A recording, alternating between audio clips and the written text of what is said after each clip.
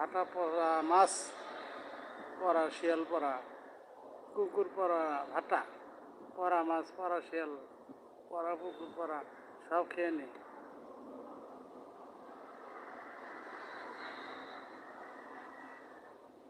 বনেলে দিদি কিছু বলছে না, না রে কাজ করছে তুই খা আর তোর স্বামীকে খাওয়া।